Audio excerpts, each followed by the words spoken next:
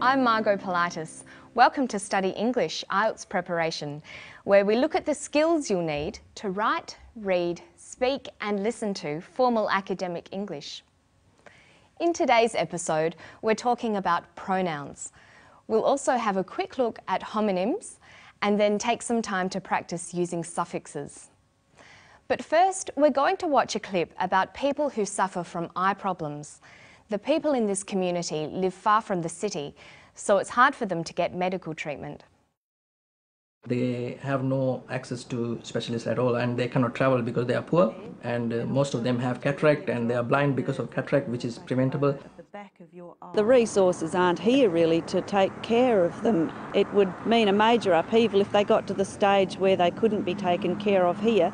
They would have to leave their home, their friends, their family and go somewhere where they could be cared for, which is miles away in remote communities. The professor is talking about the access of residents in the Mora community to eye specialists. He talks about the residents by using the pronoun they. Pronouns are words that can take the place of nouns. They're words like I, you, they, who, or what. We can use pronouns in a number of different ways, and they take several different forms. They can act as subjects, objects, or possessives. If we look at they, the subject form is they, the object form is them, the possessive form is their. Listen to the professor talk about the residents.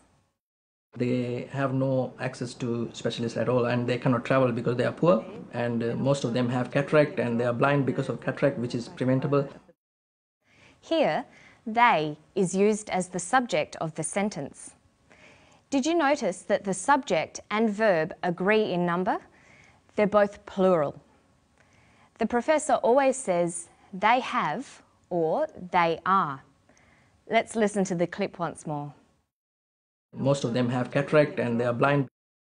The resources aren't here really to take care of them. Both the speakers use the pronoun them after the preposition of. Most of them take care of them. Let's see how we can use them with other prepositions. We can say of them, to them, by them, for them, in them, on them, with them, or at them. Now listen for the possessive form of they, their. They would have to leave their home, their friends, their family and go somewhere where they could be cared for, which is miles away in remote communities. Here, their functions as a possessive adjective. It describes ownership. Their is used to talk about things that belong to the eye patients. The patient's homes, their homes.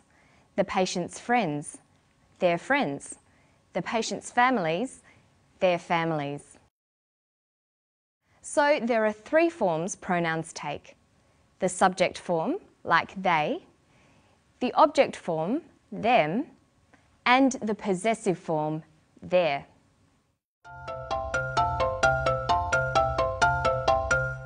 The word their is a homonym.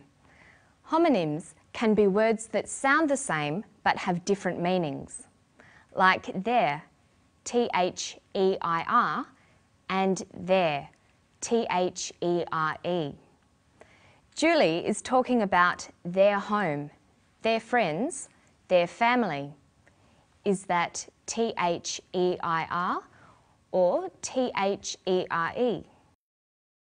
We know from the context that she is talking about ownership, who the friends, home and family belong to. So we know which spelling of their she is using, T-H-E-I-R. Their friends, their home, their family. Another example of a set of homonyms is H-E-R-E and H-E-A-R. They're both pronounced the same, here. Listen for here. The resources aren't really here to take care of them. She says the resources aren't really here. The context tells us that when Julie says here, she means in their immediate location. She is using HERE. The resources aren't really here. There are two different types of homonyms. The ones we've looked at so far are called homophones because they sound the same even though they are spelt differently. Some other examples of homophones are sight and sight, sail and sail, fair and fair, and through and through. So homophones are words that are spelt differently but sound the same. Another type of homonym is a homograph. Homographs are words that are spelt the same but in different contexts the word will be pronounced differently. Some common examples are read and read, wind and wind, live and live. Let's try an exercise about homographs. How would you pronounce the word in bold? She read the instructions carefully. We've already seen how some words are pronounced differently depending on their context and function.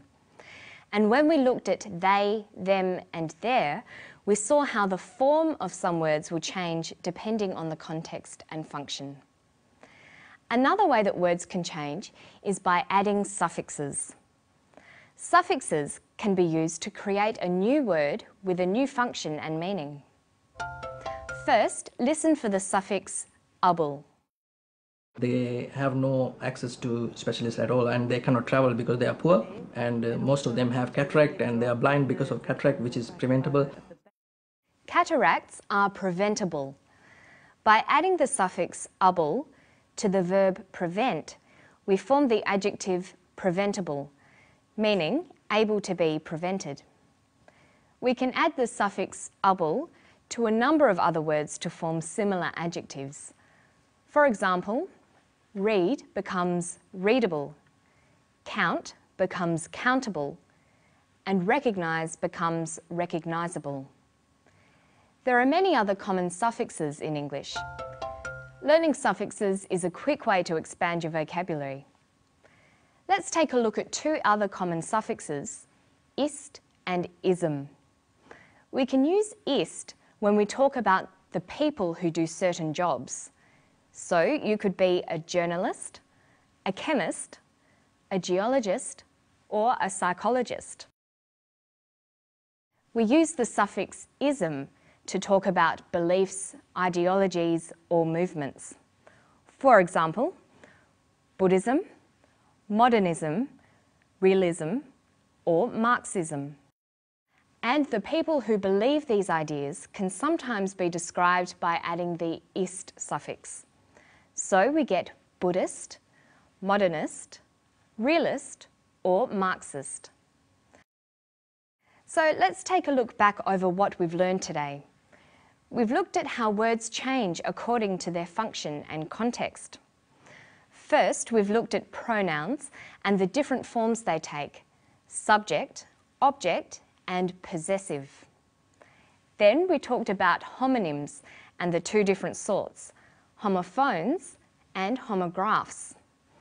And we finished today with a few different suffixes: able, ism, and ist. If you'd like to spend more time on any of these topics, have a look at the Study English website. It's at abcasiapacific.com/studyenglish. That's all for today. I'll see you next time for more Study English IELTS preparation. Bye-bye.